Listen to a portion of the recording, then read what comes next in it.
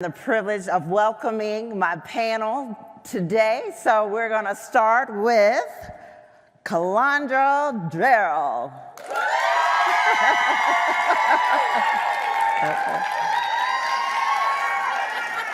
Oh, I love it. I love the energy because we're going to call ourselves the financial transformers. Okay. I'm with that. We heard about transformer. We're the financial transformers. So next up, we have Danielle, Byrd, Thompson.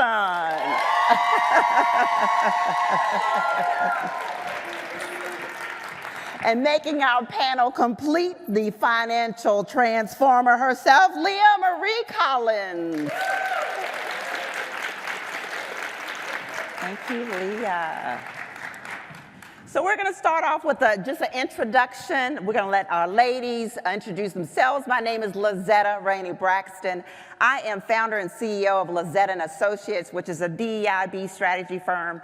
I am also co-CEO, co-founder of 2050 Wealth Partners, which is a wealth management firm, virtual, that focuses on the array of financial planning, estate planning, tax planning, insurance, investments, you name it, we are here for you. So I'm going to pass it on now to Calandra to introduce herself, and we'll just move down the panel chairs. Now, how do I follow that? There's nothing to follow. All of that. So I'm Calandra, Jarrell. I am Diversity and Inclusion Executive at Bank of America. I lead our global employee networks, the Women and Underrepresented Talent team. I am D&I for Global Human Resources and our D&I Awards. And fun fact, Lazetta and I grew up in the same hometown.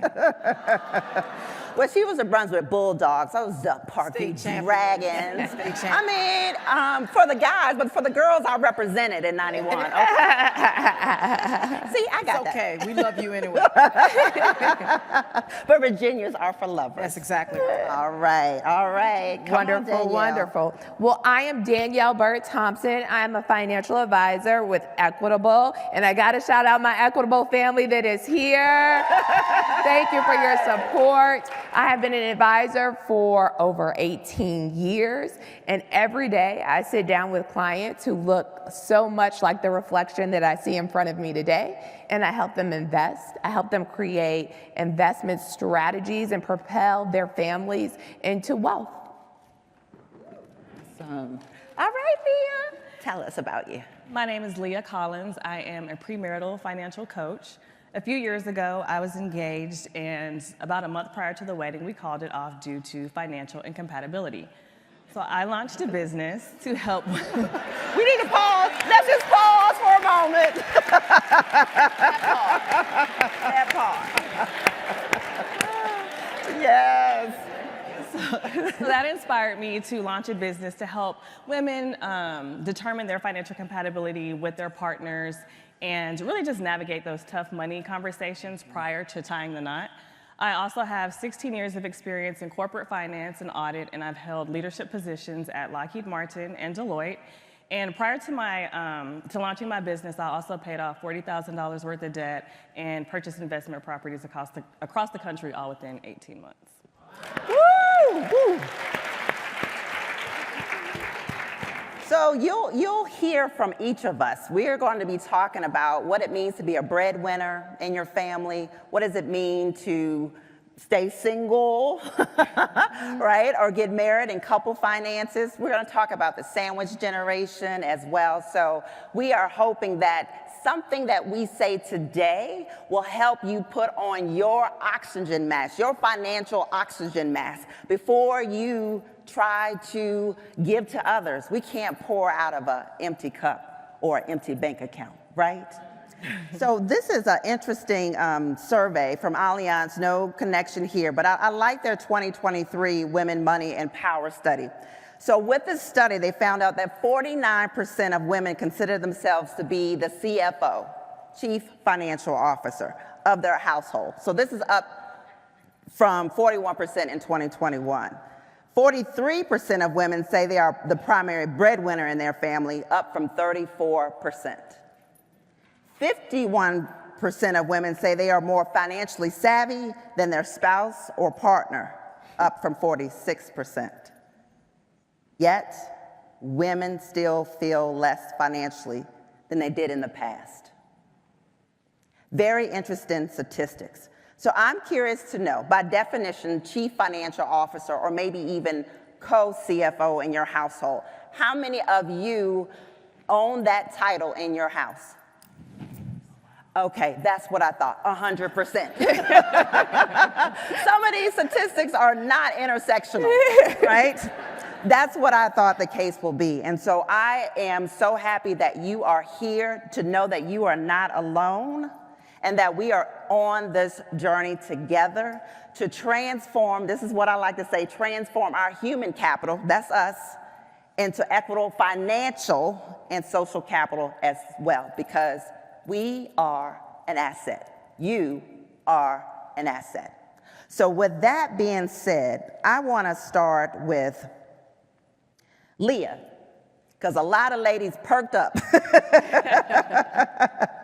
when you said what you said, you know, about financial and Incompatibility. there we go. That was a big word. Y'all, thank you for helping me on that. It hit different. Yeah, so how did you find that out? What kind of communication strategies did y'all use or didn't use? Well, we didn't use them. That's Okay. the problem. So And tell that's us about something that I recommend. Have those money conversations very early, right? We didn't have the conversations until we were engaged. By that time, the wedding announcements had gone out. We had paid $40,000 on the wedding. We kept pushing forward because we were embarrassed to just call it off. So really have those conversations early. Half of marriages end in divorce, and the number 2 leading cause of divorce is financial conflict. And financial conflict usually comes from the lack of communication or a breakdown in communication. So the first thing that I suggest is really just creating psychological safety, right? Create an environment where both individuals in the relationship feel comfortable sharing their concerns, their goals, without the fear of judgment and rejection. Because money conversations are really triggering, right? They trigger feelings of inadequacy. My fiance, he made a lot more money than I did. So sometimes I felt like I wasn't really bringing anything to the table. They can trigger feelings of shame, embarrassment. So just really creating a space where both partners feel comfortable being vulnerable in the relationship. And being vulnerable when it comes to money discussions is very important because society often ties our worth and our perceived value to our financial status, right? And instinctively, we know as soon as we disclose our income or our credit score, we're opening up ourselves to comparison or judgment. So really just being intentional about creating that safe space for both couples. Next, I recommend being honest and transparent.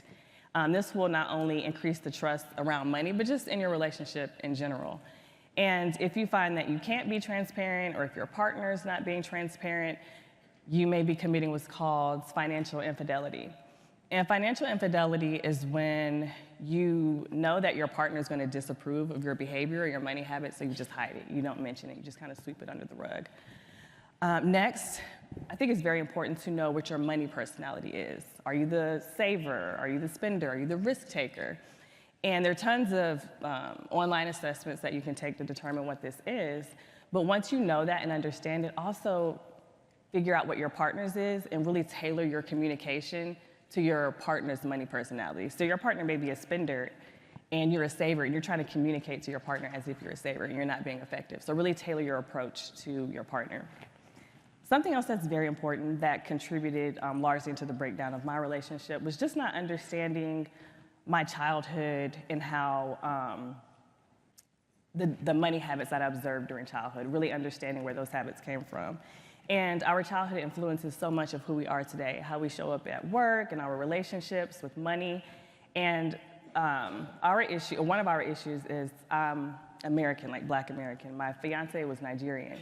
And so Americans come from a very individualistic society. It's all about the person, we're self-reliant. Nigerians come from a collectivist type of society, right? It's all about the community. And how that showed up in our relationship had catastrophic effects, right? They send a lot of money home to their family. They really are family-oriented and contribute a lot of money to their family and to their parents. So just really understanding those influences and using them for your benefit instead of your harm. So those are some of the underlying strategies that I think you all can use to set up psychological safety and really learn how to communicate. So you used the term psychological safety, which is a DEI term. So I would love to hear from you, Calandra, and your expertise in this space. How do you take that concept, define it, the way you define it, and how does it show up in your family or household when it comes to finances and conversation? Well, definitely I wouldn't put psychological safety in my family in the same sentence. They don't completely, I would not do that. But I love how you thought about that, because I think you have to be completely transparent and vulnerable when you're talking, specifically something as touchy as money, right? And you know, I'm come from very humble beginnings, first generation college, first generation corporate America. I'm playing A, B, C a lot for my family. And so if I think about psychological safety, it's probably me being more psychologically safe. A lot of my family, they don't care about that. The concept is foreign, right? But I think you've got to create those spaces, whether it's at work or in your community or in your family, where you're being completely vulnerable, completely transparent, not managing to assumptions or expectations, right? Checking the biases. Don't have a bias that I have money to give you. Don't have a bias that everybody needs money because they have a problem or they're bad with money. Yeah, I think it's just really being vulnerable and transparent, and that's something I wish I'd done earlier. So that connects to Danielle, who knows a lot about breadwinners. So you said work, right? Having safe spaces and family is not in it. But when everything is on your shoulders, right? You got to show up at work, you got to make the money, you got to make sure it stretches to your own household and maybe other families. So give us some perspective, you know, for women, Danielle, who are breadwinners, and how they can really navigate getting that salary they need for a starting point, right? Absolutely. No, so that's a great question. And I just you talked about numbers, and the numbers as it relates to breadwinners are just shocking to me, right? When we look about 50 years ago, 85% of men were the breadwinners in their household. When we look today, 55% of men are the breadwinners in their household. And when we look at that number by race, Black women are the leading demographic compared to every other race in this country that lead as breadwinners in their household. That's significant, right? So there are some things that we should be doing as breadwinners. There are some conversations that we should have. And the first one really is what was said here, being transparent with your spouse, right?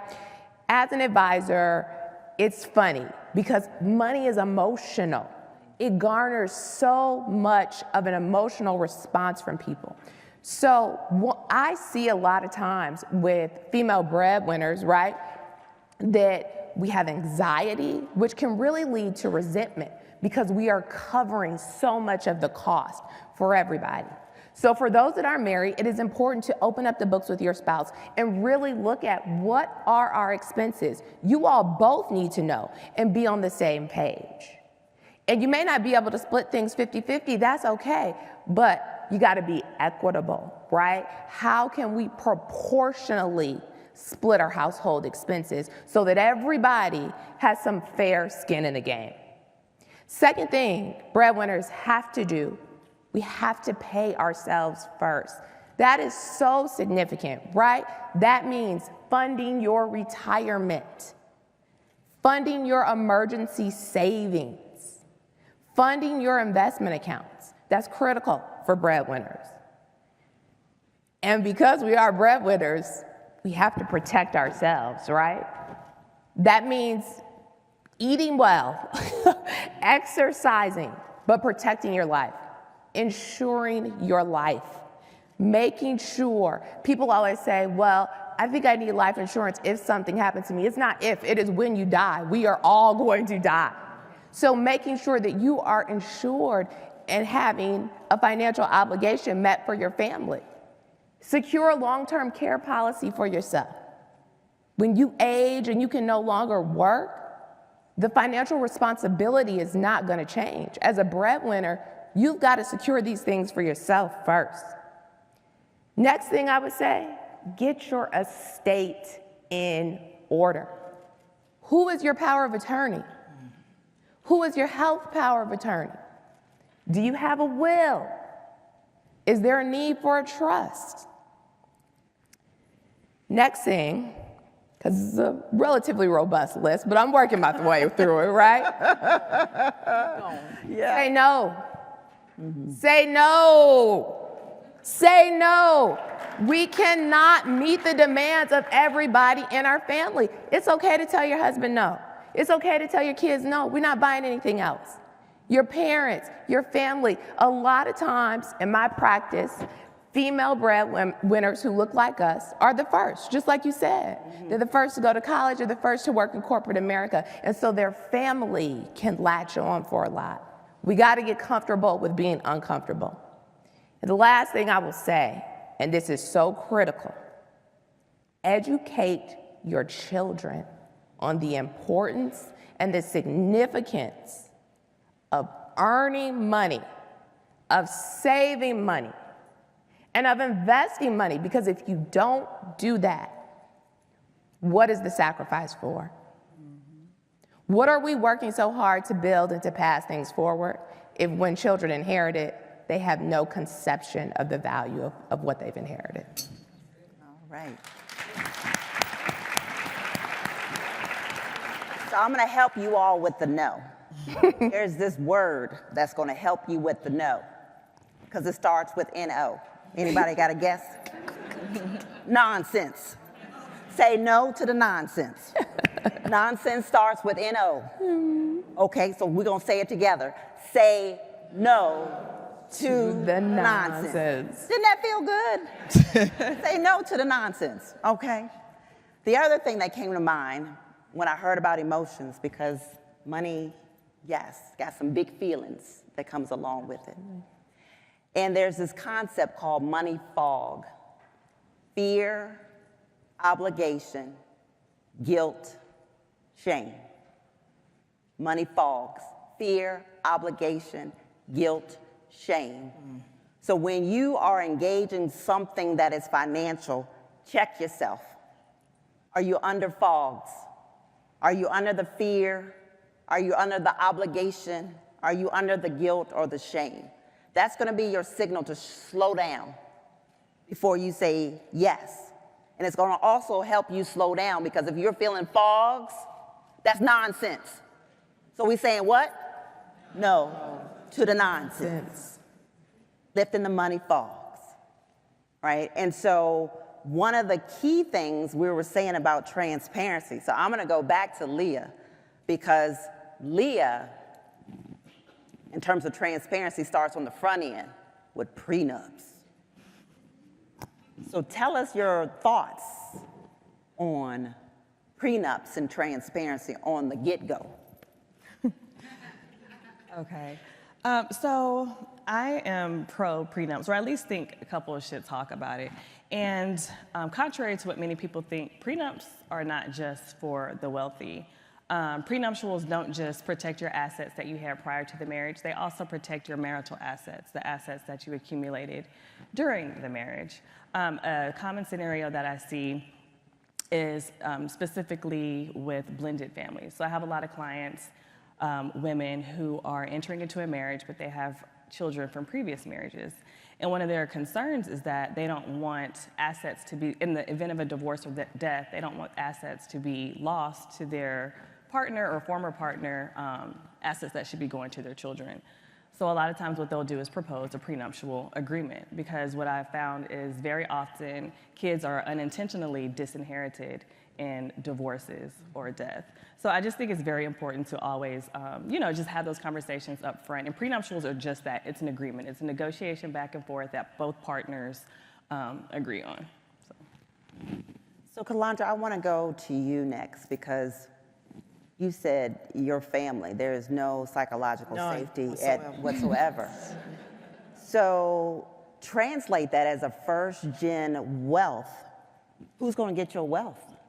How are you even handling now? Because I mean, obviously, if you first gen, then they're thinking you're the bank as well, too. So help us know how to navigate first gen unsafe family spaces.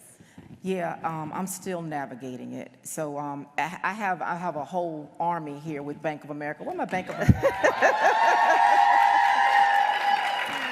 So, and I'm looking at my good friend Angela Morris back there, and she's been to my hometown. She's been to our hometown. She knows what it's down like. 58. She already peeped game. She saw the cousins operating at my wedding, so she knows what I go through here. But I'd say one of the things is, so first of all, I have a daughter who is my heart walking around outside my body. She's graduating from Spelman and Woo! Yes. I get a pay raise. Congratulations, Mom. Yes, I get a pay raise, $2,543.65. Yes. Wait a minute, you get to go on your me-batical, I get to too. go on my me-batical. Go on your That's exactly me-batical, right. honey. So I think, and I had to apologize to her because I've been using her as an excuse to say no to the nonsense when I can, every chance I got. I have a child. I'm divorced. I was a single parent for 5 years. So I think one of the things that I've really learned how to do, ladies, is number one, and you said it, you can't pour from an empty cup. You got to put your own oxygen mask on first. And I have not always done that. I come from this humble family where we didn't have any money. Everybody pulled together, and they remind you that you're supposed to pull together. Does anybody have that family? You can't leave one behind now. You got to reach back and bring me on, right? Get mad when they don't get hired at the bank, but you can't pass the teller test. I can't help you pass the teller. I'm sorry, I can't take the test for you. Oh, no. It's my good job trying to get you. I know it. So there's that. There is, money. So a couple of things I learned. Number one, money does not fix a money problem. It is a mindset change. It's a mindset. Right? Yes, It amen does to not. that. Number two, you can't ask me for my money and ignore my advice. So they just won't but back in the day I had to go to Western Union and wire the money, and now you got something, the Zells and the cash. We make it too easy. right. But so now back in the day they had to come sit, talk to me, have a conversation, get humbled. No, it's just hit me up real quick. Vera and I joke. I have a cousin that, and I can't make this up. I pulled in my parents'. Y'all call it driveway. We got a yard. Pulled in my parents' yard. No gravel? No, we got gravel. Okay, that's a road. My daddy's too cheap to play for blacktop or concrete. Pulled in the yard, and my cousin is standing there in the yard waiting for me. Wow. And would not let me got his hands on the glass like this. Oh, no. And literally holding me hostage. Let me hold something. And I'm like, this is insane. So one of the things I've had to do is, number one, that transparency, have an honest conversation. I've got my own family, my own life. Who does the rock cry out to? Right? So I had to just really get vulnerable. Like, y'all think I make a lot of money. I promise you. I'm not on TV. I'm not an Atlanta housewife. It's just like, put this in perspective. I think the other thing I had to learn is, to give myself grace. So again, growing up in the family that I grew up in, I'm a natural giver. And then I'm a woman of faith. So I really believe that, when you give, it should be given unto you, a good measure, pressed down, shaken together. I love giving to people. And I'm my own worst enemy, because then I'm sitting there like, what happened to all my money? Yes. So I think it's all of those things put together, right? Money does not fix a money problem. I've got to help. If I really want to help people, I got to really help them, and not just put a Band-Aid on the bullet hole. Yeah. I've got to take care of myself first. And then, long answer to your short question, I have my own connected family that I will do anything for, but at the end of the day, I want to leave my daughter a legacy, and if I want to do that, I got to tighten up the purse strings a little bit. So a lot of mine is lessons learned, Lazetta. And I tell you, since you brought up the spiritual thing, God said, don't throw the pearls before the swine. That's exactly right. Right? And so sometimes that's the cousin, right? And we have to feel confident that our priority is our priority, and be able to say no. And as a financial planner, as I'm helping clients, what I call the lifestyle plan, I don't like to call it a budget, nobody likes the B word. I do a lifestyle plan.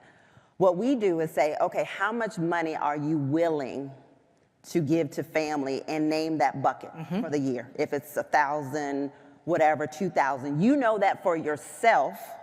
And then when that amount is spent, is done, you can say, blame it on my financial advisor. They told me I can't spend any more money on you. This is all that I have, right? And that's another way to get a third-party help, right? To help you make these tough decisions, because when you are a giver, it just comes naturally. And then on top of that, you know, trying to reconcile who you are and your values to people in your family that don't share the values. And you want better for them. And you want better, but they gotta want They better have to for want better themselves. for themselves. And that's why boundaries are the best gift that a giver can give. Boundaries. Help them be their better selves. That's exactly right. By saying no to the nonsense. That's right. Yes. So, Danielle, you had a whole lot of list of things to do. Yeah, and so we gonna break this down, because, you know, these are powerhouse women, right? Financial Absolutely. transformers. And our lists are just loaded, locked and loaded. And so I'm gonna go back, because I'm bringing in what Calandra said. She was like, look, I ain't on TV, and plus TV don't pay all that until you get a little higher, but that's another whole story. It's all an illusion. That's right.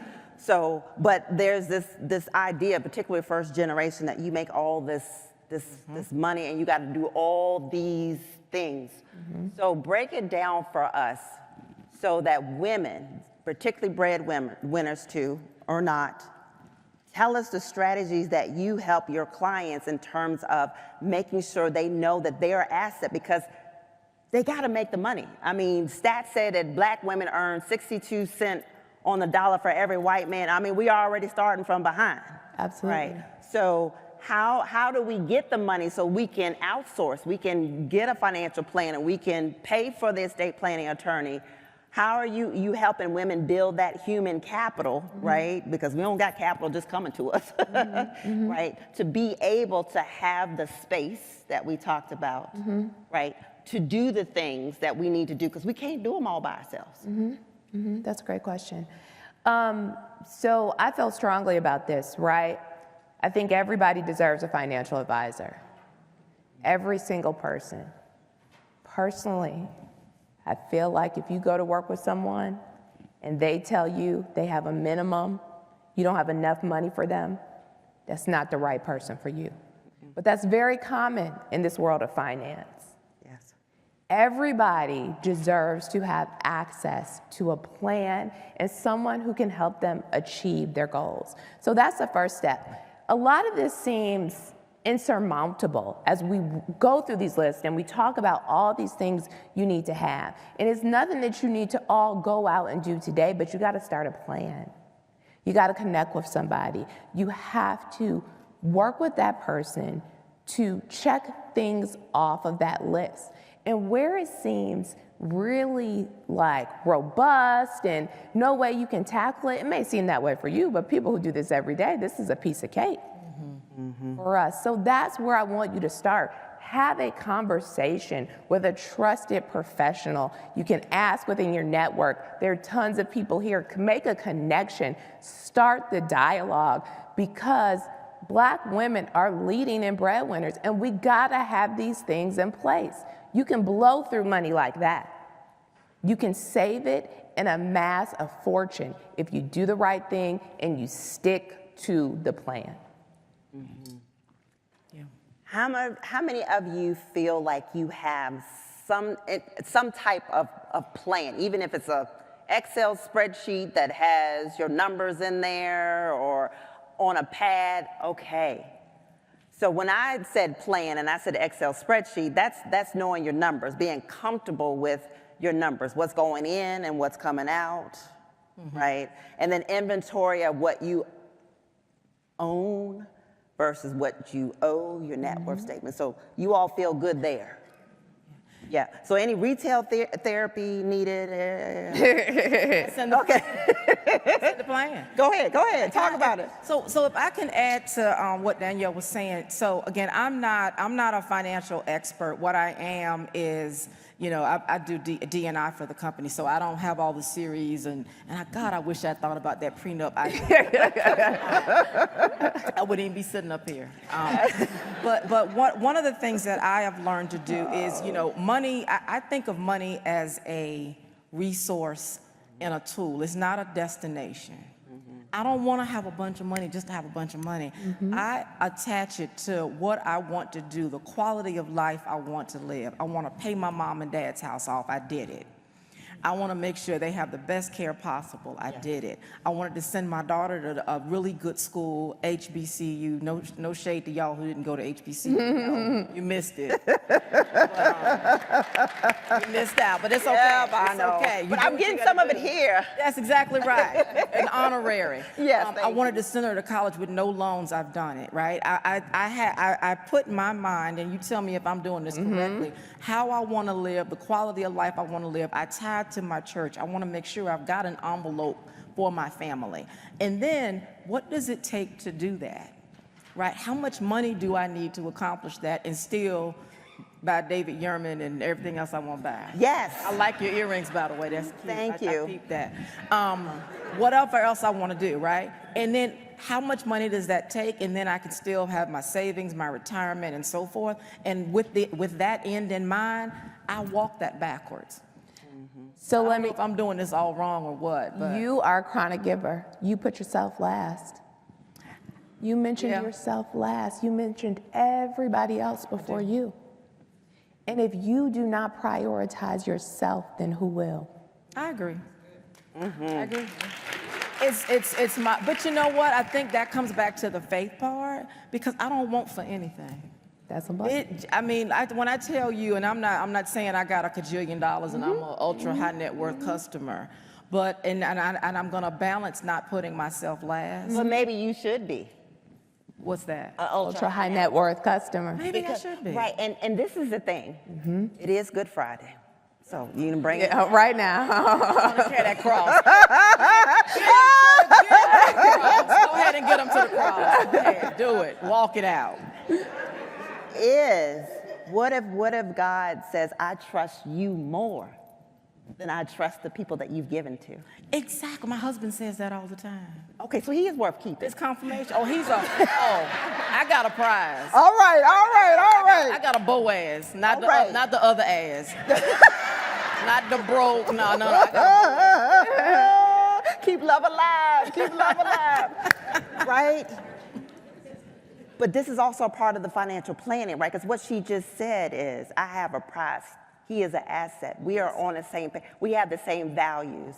And you're getting that confirmation to be able to give yourself permission. Yes. Give yourself permission, right, to say no. Because God's going to get God's glory regardless. But the question is, are you going to be able to enjoy as much of the journey that God wants you to do in abundant living? Because we're over scarcity thinking. It's abundant time for us. Yes. So we thank, your family they have had the Last Supper.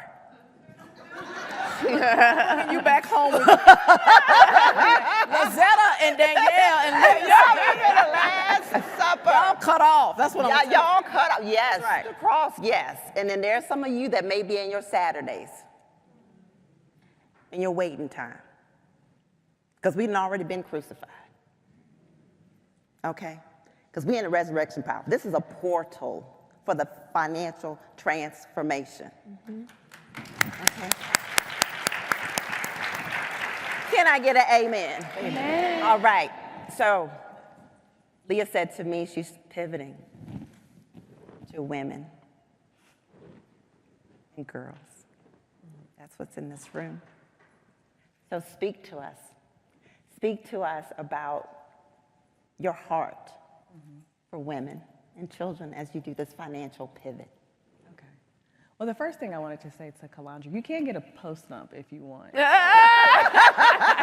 Post-nump is something you can get. Ain't but one way out of my mouth. Laid up in the front.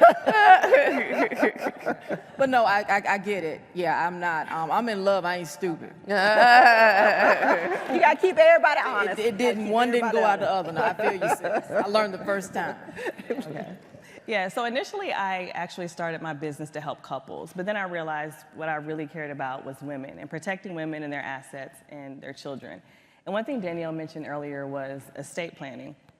So that's one of the first things that I did as soon as my daughter was born. I created an estate plan. An estate plan consists of different elements. So the first thing that I did was I named a guardian for my daughter. So if I'm to pass away, if her father passes away, who's going to take care of her? So that's something I'd rather decide than have the courts decide. Mm-hmm. I also decided to establish a trust for her. And what a trust fund is, it's basically just a legal entity that holds assets on the behalf of a person or an organization. And trust funds aren't just for the wealthy either. Mm-hmm. It's a great way to protect your assets, pass down those assets, and create generational wealth. And especially as Black people, we just can't afford to start over with every single generation. So that's one thing that I'm very, very passionate about, is just protecting women in their marriages, in their relationships, and outside their relationships, as well as their children. Yeah, so I do need to do a poll on this. How many of you have estate planning documents? Raise your hand up real high. I love it, because it's a statistic that says only 42% of people have their estate planning documents. Then of those who have estate planning documents, are they current, meaning 5 years? Yes. Okay. And then all your beneficiary designations for your life insurance and bank accounts. All right, I love seeing this as well. Long-term care. All right, fewer hands here. All right. Yeah, Danielle, you want to comment a little bit more on that? Yeah, absolutely. So just a general poll, who knows what a long-term care need is? Okay, who has experienced that with a family member? Okay, so long-term care needs, for those who don't know, a lot of hands went up, but some did not. It is when you can no longer do things like bathing, eating, dressing, transferring yourself, getting in and out of bed, right, by yourself, and you need assistance. Long-term care, a long-term care need can be the biggest disruptor, and it can destroy the best financial plan, right? It is the quickest way to burn through assets, to burn through any type of investment, retirement, portfolio that you have. What long-term care insurance does is it truly protects your financial plan. It gives you a tool in place so that if you have a long-term care need, there is a policy there to help mitigate or cover that cost entirely. Why this is so significant is because we're living longer. And 70% of Americans will have a long-term care need at some point in their life. This is an easy tool that can mitigate a big problem for a lot of people. It's a big deal. Yes. So in the interest of time, I want each panelist to say any kind of last words before we open it up for questions. And so, open mic, what takeaway would you say you want to give this audience as a gift? Whoever wants to go first. Okay, I'm happy to go first. So one takeaway that's really important, you know, we've talked about what you should be doing as breadwinners, and I want to implore upon every woman in this room to understand, for those who are still in the workforce, which is everyone here, the most significant obstacle coming our way is retirement. Mm-hmm. It is so important for everyone to be saving for retirement appropriately. Does anybody know what is happening in 2034 with Social Security? It runs out. In 10 years, it runs out. And if current legislation does not change, every retiree receiving Social Security will receive a 20% cut for the rest of their life. Who wants a 20% pay cut? Nobody. Who wants one in their golden years when they potentially can't pivot and do something else, right? So I want the breadwinners in this room, I want you to communicate to other breadwinners and peers that you know, take it seriously. I don't care if your company's doing a 6% match, that doesn't mean you do 6%. That means you max fund. That means you put in as much as you can within your constraints, because this is a big obstacle that is coming at us all sooner than later. Thank you. All right. I would just like to leave you with, though I don't really think most of you all have this issue, but just always know or always make sure that you have your own money. I see so many women who stay in relationships because they can't afford to leave. So just always make sure you have your own income and a nest egg saved up. Can I ask her a question, though? Because this prenup thing done hit my sha-na-na. So you got engaged, you were planning the wedding, $40,000 wedding, that's a lot of money. How do you ask the right questions before you even say I do and you take the ring? Like, how do you, like, were there signs? Oh, yeah. And you just ignored it? You just want to get married? I was hoping it was my time. We we had been together since college, so I didn't want to throw all of that time away. But you saw it, you just did. I saw it. And that's another thing, don't ignore red flags. You know, I called flags all different kinds of colors, pink, blush, everything but red. That's good. Exactly. That's good. I love it. What I'd say is I wish I had this panel, and I wish I'd asked the questions early on, whether it was the prenup question with my first marriage. I just wish I'd asked for more information. You don't know what you don't know. Absolutely. Right? And I didn't even know what questions to ask. Again, I come from a family where you don't talk about money. Y'all come from a family you don't talk about money? It's inappropriate. Yeah, no, talk about money you don't have, by the way. It's inappropriate. You know, don't tell everybody your business. That's that mindset I grew up in. So I didn't have the right questions. So now I find myself, I'm an only child. My mom and dad are still young for parents, right? They're 72 and 76, but their health has failed them. Fortunately, Bank of America let me move home to take care of them, and I work remotely. But the long-term care, my dad didn't even want to get stuff out of his name. So the look back 5 year ignorance. period. Yep. I wish I could have forced and asked the right questions. So the look back is what I'd say.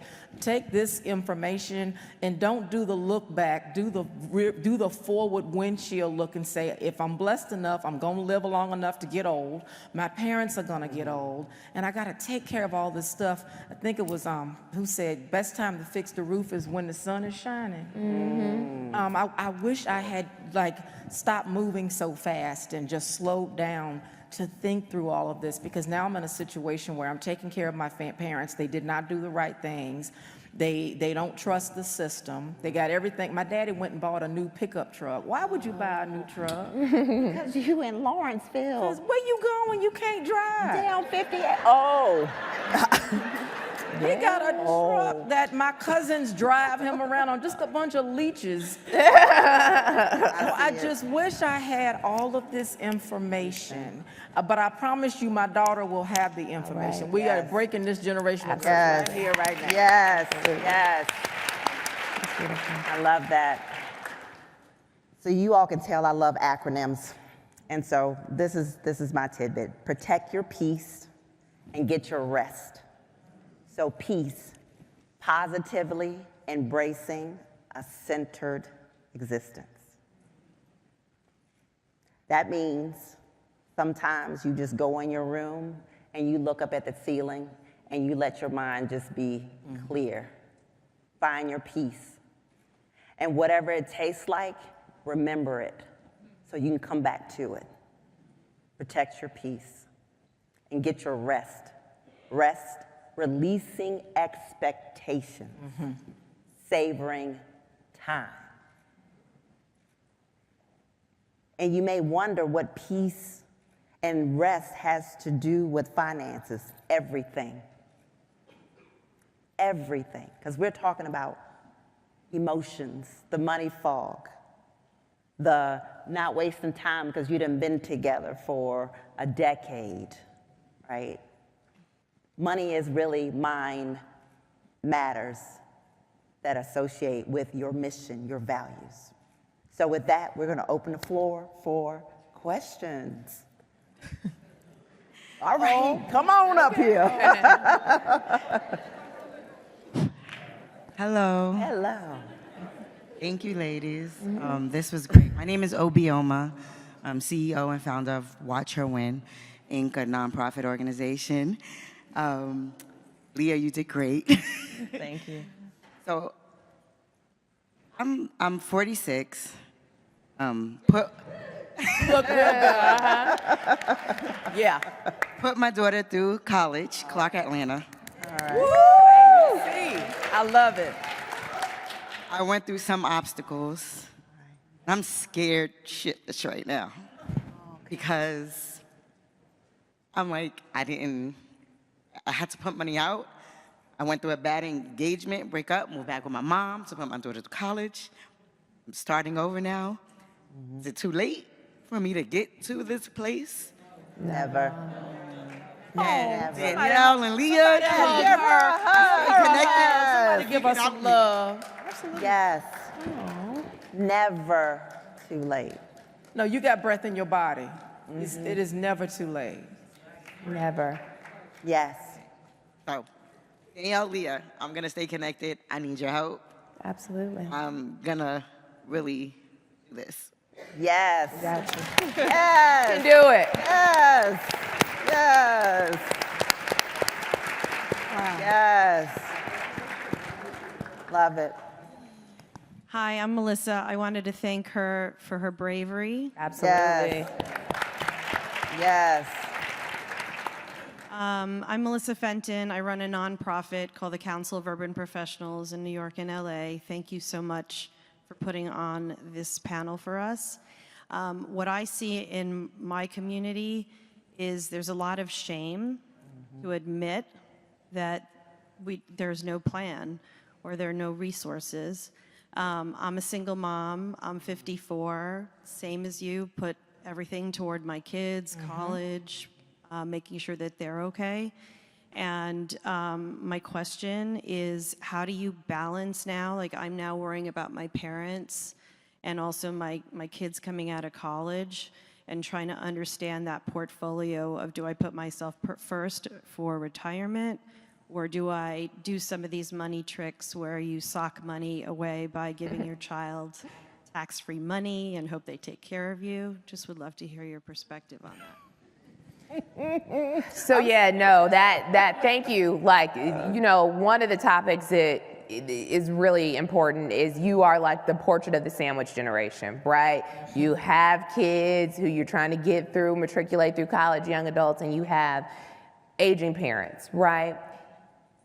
And I want to re-engage, and I want everyone to hear me. I need you to prioritize yourself. Yes. I need you to prioritize yourself financially. You know, one of the things that impacts so many people in the sandwich generation is that parents have failing health, or maybe they didn't save for retirement. And so I think that is a generational curse. It really is. The only way to change that generational curse so that your child isn't taking care of you because you were paying for everything for parents and paying for everything for them is to invest in yourself. That's what changes it. Yeah. Yes. Right. And let me quickly add, and I had a revelation the other day when I had someone that's literally chasing me down for some money. My family, these people are gonna be back here acting a fool when I'm in the ground. That part. That part. I mean, literally there, I'm not gonna let them run me crazy. I'm not gonna let people just take and take and take and not fill my cup, because I promise you, if you weren't there, they would find someone else to do it. Yes. Say yes to yourself. And No yes to to yourself, nonsense. and yes to yes to yourself. And I want to add, I'm a sandwich generation, so my daughter is in college now. So I was serious about the me-batical because I had to give myself permission to focus on me and what that means. And your children cannot be considered as your retirement plan because you're resetting that first gen wealth. Absolutely. Again. So the best gift is actually talking with your child and giving them the tools to sit down and say, how much you have in student loan debt. Like, just be comfortable, rent, and get them mentally ready for the adulting, because it's not fun. But if you give them the time and the care, then you can feel that they're going to be solid because you got them on a course with a good mindset. That's right. So you want to give them the mindset while you're working on your money for what you need, because the best gift that you can give them is be self-sufficient. Absolutely. That's right. When you're in retirement. That's right. And thereafter. So break the curse by giving them the mindset while you're giving yourself permission to say no. Because my daughter now is like my broke bestie, and now she's my bank bestie. She got all this money, and I'm going, your account is bigger than mine. What's the problem? We got to stop this. I love it. Thank you. Thank you. I love it. Hello, everyone. That was awesome. Great conversation. My name is Bree Franklin, and I'm a social impact founder 2 times over.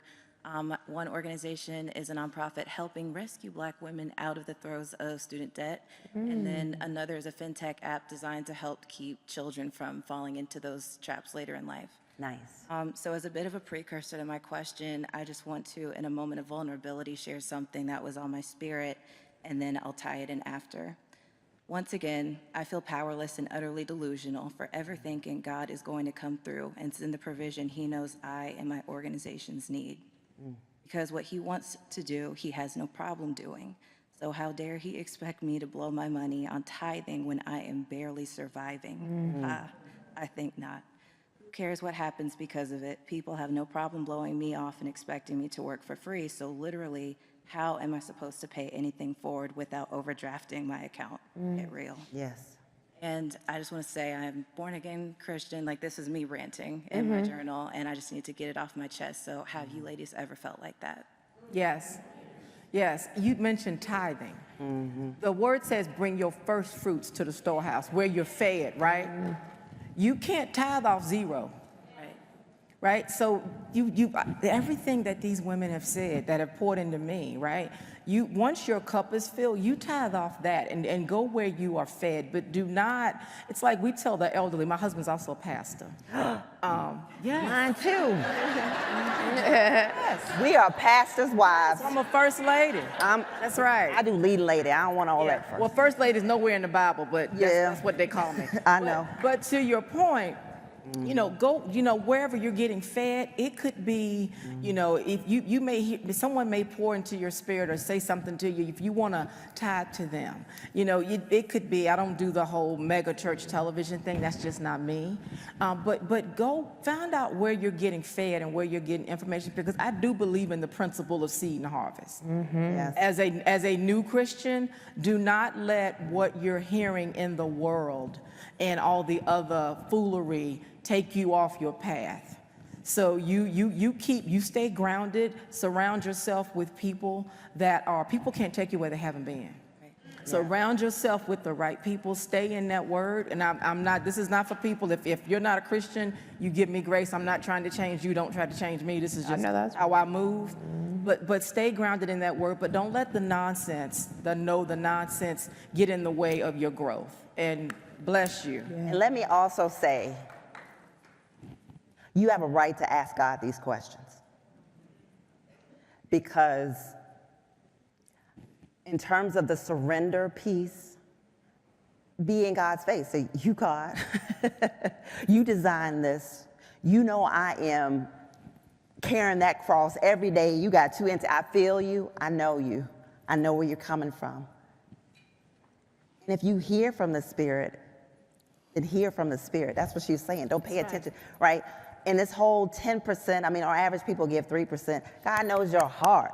That's right. The desires of your heart. So put it back to God. I surrender. Show up. Go to sleep.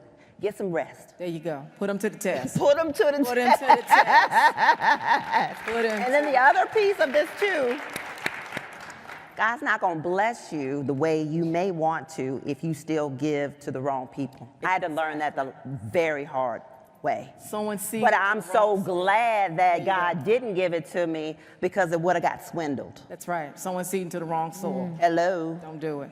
So go ahead and take inventory of everybody who's got to go. Gots to go. There you go. so your abundance can come. Because God trusts you, but not everybody in your circle. Amen. Watch your board members. Well said. Watch the governance. That's for my nonprofit people. Get rid of them.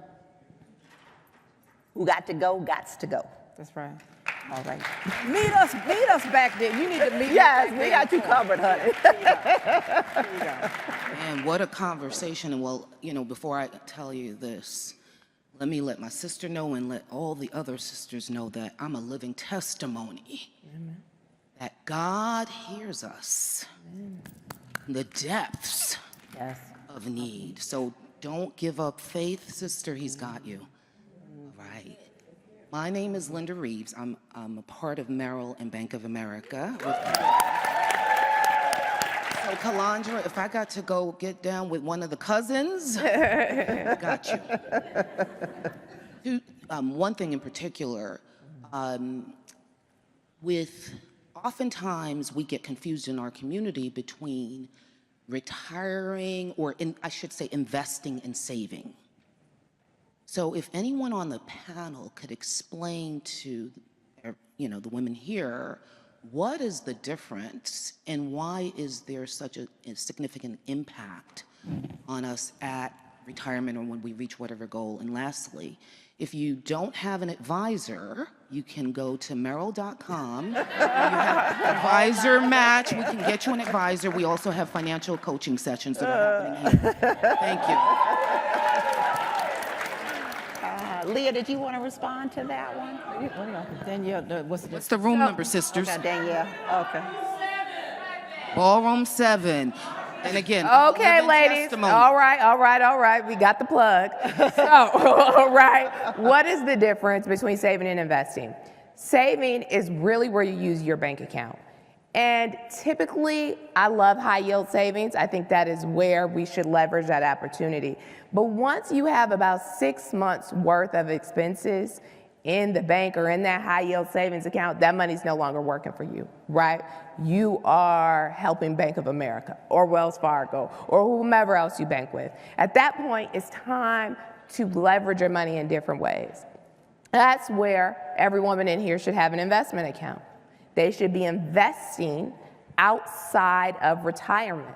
This is money that doesn't have any age restrictions or anything like that. You don't have to be 59 and a half. And so those are the differences. Remember the goal, we need 6 months worth of expenses. If you lose your job, if you get hit by a bus, if anything happens in life, you have to take FMLA, we don't want to immediately start disrupting our financial plan. We don't want to borrow from our 401ks. We don't want to have to tap into those long-term financial assets and resources that we have, okay?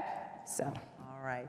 Well, this is the last question. I know some of us may be hanging around if you have other questions, so please share with us. Hello, my name is Stephanie Garner, and my question was, you guys, ladies, have kind of talked about dealing with college-age kids and things like that, and so my question is just, could you guys give any tips or advice for moms that have younger kids, preteens and youngers, and while we're learning to invest and save for our retirement, what conversations should we start having with our kids so that way when they do get that wealth and they're the second generation, how are they managing it better? Like, how can we set them up for that future? So that's a great question. I am a mother of 3. My oldest is 6, my middle is 4, and my baby is 10 months. And this is the longest I've been away from her.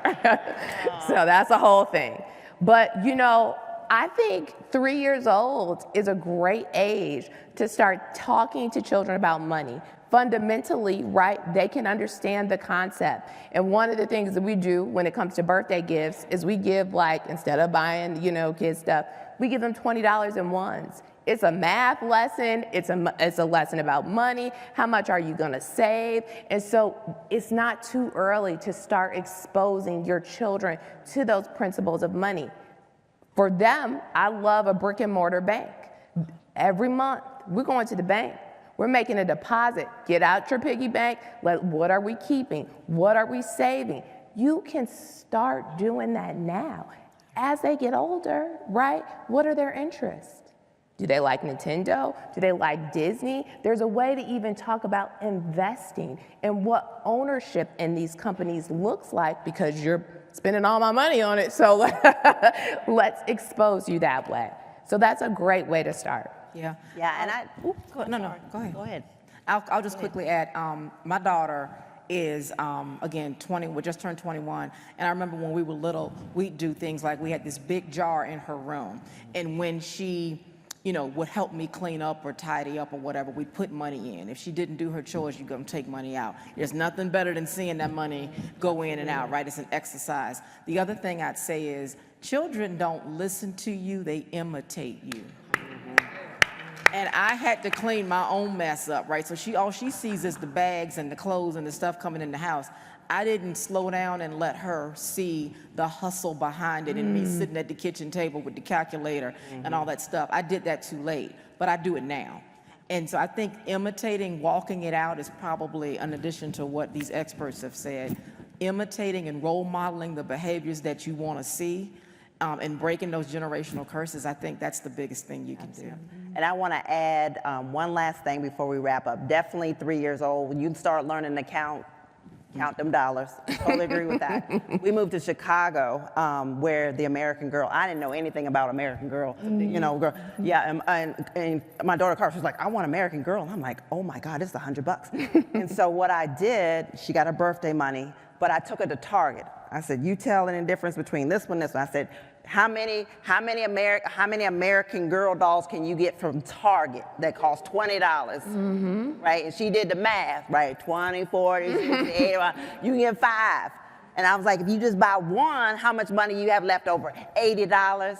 She wanted that Target doll and that $80 because dollars were more important to her than that doll. So as you see your children evolve with them. Test out what they're learning in school and just put it to finances. Now, there are apps out there like Greenlight and some others if you want to do chores, because a lot of these children at 11 years old are on their phones, so there are apps that can help them with saving money and getting exposed to counting and record keeping, if you will, of their own little lifestyle plan. And then when they turn 18, they have to get the power of attorney, healthcare power of attorney. You cannot, as a parent, speak on their behalf for medical or financial consideration. So make sure your 18-plus-year-old have their documents as well. So we thank you. We want to make sure that you are taking care of your finances while you are taking care of your family. Thank you.